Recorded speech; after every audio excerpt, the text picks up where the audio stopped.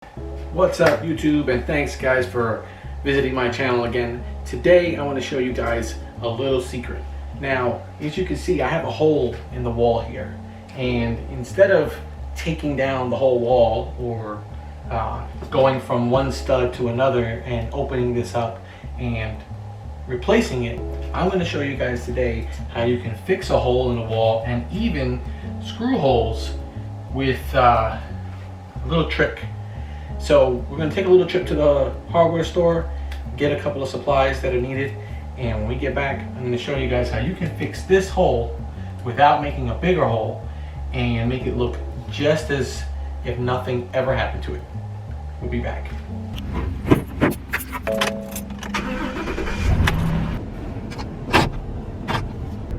So guys, we're on our way to Home Depot right now, and the good thing that I like about having the Home Depot so close to me is anytime I have a project, I can just step away for a few minutes, get what I need, and I'm good to go. So we're gonna head over there right now, grab a couple of things that we're gonna need to patch this hole, and once we do that, I'll show you guys exactly how it's gonna be done. See you soon.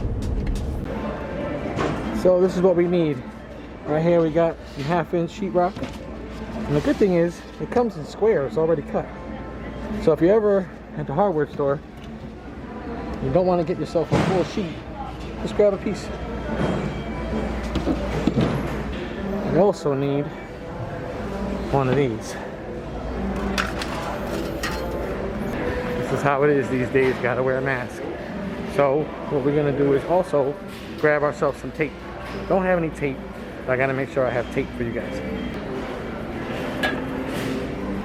So that's compound tape. You need that whenever you're doing a repair or you're putting two seams together. But we'll show you all that in a little bit.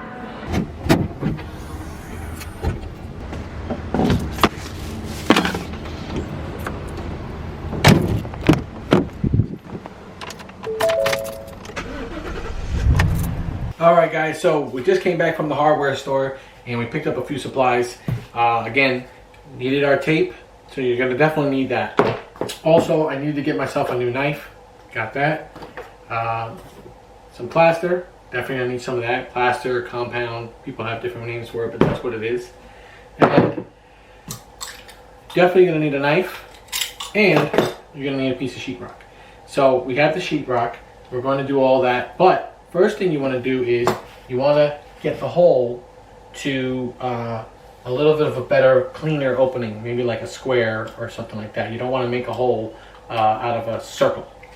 So what we're going to do, usually I would just use a knife. We have a serrated knife that you can use to open up the holes, but today I'll just use my blade and make myself a nice hole.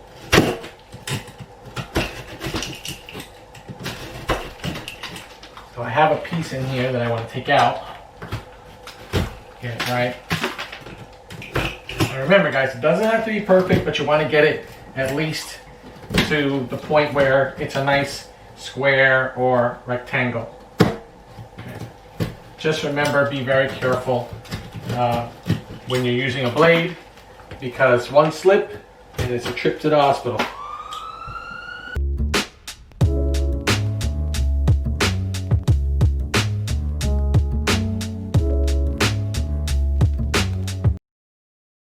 Very important is you want to make sure that everything is cleaned up. You don't want to have anything hanging off. And as you can see behind here, I have my insulation. Now the other thing I want to do is I want to prep these holes. I have a couple of screw holes here, as you can see, that are protruding. And once you reverse a screw out of it, you're going to have some of the sheetrock actually come out with it. So the best thing to do is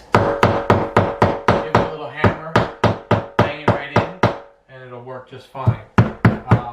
You want to get it to the point where it's got a little bit of an indent. And the reason for that is once I put the spackle over it, it's actually going to cover a small dent instead of sitting on the outside.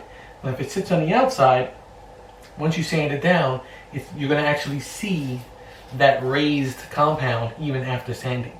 So what you want to do is give it a little bang, stick it back in. Usually just use the head of a hammer. Let me breathe another day. Fallen angel, broken soul. To see I'm on my own. That's a little trick tip that I learned a long time ago. These here, you want to put all that back in, or take it out, whichever works best, and give it a little bang. Wishing to the stars that I break away from my fate. Count the hate upon my pain. Watch me move far away. You see it. All right. So essentially now our hole is ready to go. So you're going to need 2 little pieces of wood. It can be a 1x2. It could be something like this, which is almost like a little slat. Take this and we're going to stick it behind the wall, just like this. Now you can do it horizontally, you can do it vertically, whatever works for you in terms of size. Then we grab our drill.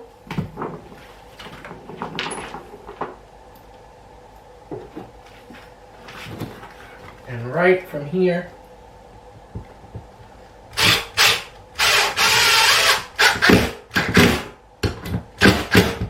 very important is to make sure that that screw actually bevels inside of the sheetrock itself for a little bit. You got to do that. So when it comes to compounding, you want to make sure that it goes right over it and doesn't kind of like scrape on top of it. Alright, so the way I like to measure, sometimes on a small piece like this, I don't have to take the measuring tape always. Maybe you don't have a measuring tape on hand, whatever it may be. I have my measuring tape, and I can technically just go ahead and do a rough estimate of it, and I say, well, that looks like it's going to be 5 by 3 3/4. I'm not going to do that. What I'm going to do to make it a little bit easier on myself is I'm just going to bring it up to here, and I'm going to see my mark right there. I see that the bottom portion is about right here. Okay, so what I can do is I can literally come straight down. Okay, I can hold this up against the wall if I want. Just come a straight line down, straight line across. Okay, and then finish it off from there. So we're just going to put this up here, kind of dig it out a little bit here, just continue till you get through to the other side, and then once you pass to the other side, this side here, you just give it a little score like we already did.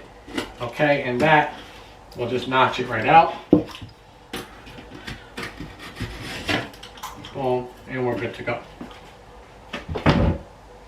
So now we have our piece here, which we can either adjust a little by little, kind of fit a little bit better if we want. Okay, let's scrape this out a little bit.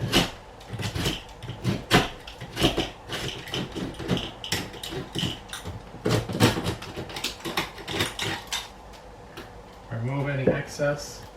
Now guys, don't worry about this being a little bit, if it's a little bit, if we have a little gap here or whatever, we do have compound that's going to be able to fill that in. Plus you're going to have the tape around the edges as well. So don't worry so much. Now if you're a perfectionist, you want to make sure that it's completely even, then, you know, by all means, you know, make sure you cut it specifically, perfectly the way you want it. But this will work just fine, trust me. Mama look at me, I mean words on my wrist. The shame that is colorless, the energy is ominous. Dueling with some monsters like Kylo with the obelisk. Torment decisions with perceptions of my visions. I really do believe that everyone's some bitch. Time comes where we all gotta fall, but to infinity beyond, and no one seems to listen in this world. Again, you want to make sure that when you do this, you make sure that it's got a little bit of a bevel to it so that it goes inside. And when okay, so now we have it pretty much all prepped and ready to go. Had to adjust the screws right here up top. Was a little bit too close to the edge, so it kind of fell in, but I went up a little bit higher and it's totally secure now. So we have the piece of sheetrock in place. So now we're just going to give it a light coat of compound. Now, when you're using compound right out of the jar, you want to usually give it a little bit of a mix, just a bit, maybe a little bit of a carrier like this or something else. Something just to kind of get it to that peanut butter consistency. If I test my words, would that even matter? They say to deal with pain, you gotta fall into laughter. This isn't what I wanted, it's not before and after. I said, in this world, everything seems to shatter. If I test my words, would that even matter? They say to deal with pain, you gotta fall into laughter. This isn't what I want. Now, as you can see, I'm only giving it a light coat because you're going to need to do this 2 or 3 times on average to get it to the right consistency, and you don't want to rush this process because when you're fixing a hole, definitely the hole is going to show out if you don't do it properly.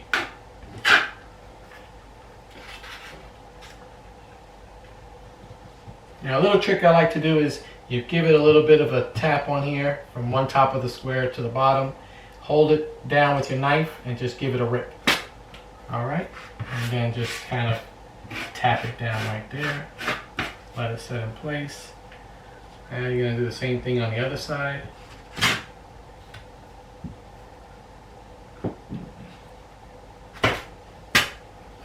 Because later on you're going to squeeze out all of the excess compound from behind here. All the broken ones, father, daughters, and mother, sons, a son has a moon reflecting off its lights. So every shadow in the room is still shining so bright. So every person who tries to hate on my decisions, I've kept this little piece, hoping you would take a...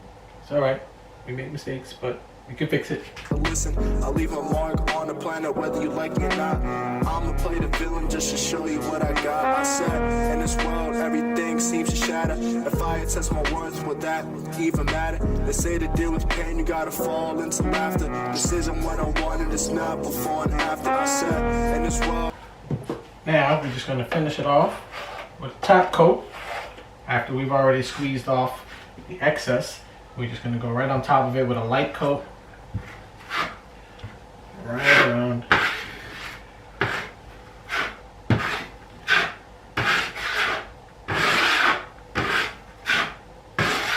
Now keep something in mind, when you're done with this, the first time around you're going to come back, you're going to scrape off any excess portions of the compound, then you're going to give it a light sand, and then you're going to repeat the process again. Afterwards, you'll see the difference. They say to deal with pain, you gotta fall into laughter. This isn't what I wanted, it's not before and after. The worst thing that you can do is give this a heavy dose of compound. You don't want to do that. You want to make it so that you can smooth this out and you can get it to a nice smooth consistency with the wall that's already there. You don't want to come back and have to be sanding down half the wall just because you put too much. So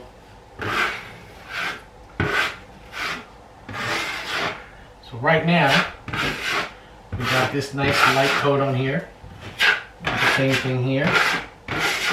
Okay. And once that dries in place, just like this one here, it's kind of sticking out a little bit. Once that dries in place, you're going to sand that down, give it another coat, all right? And the next time that you come back, you should be fine, and it should be nice and smooth. So, hope you liked the video today. If you have any questions or comments, please leave it right below. Hope you subscribe, and there's definitely going to be plenty more videos to come. This is the Honey-Do List, and hope you like it. It's going to be much more in the future. And see you guys soon. Take care. Bye.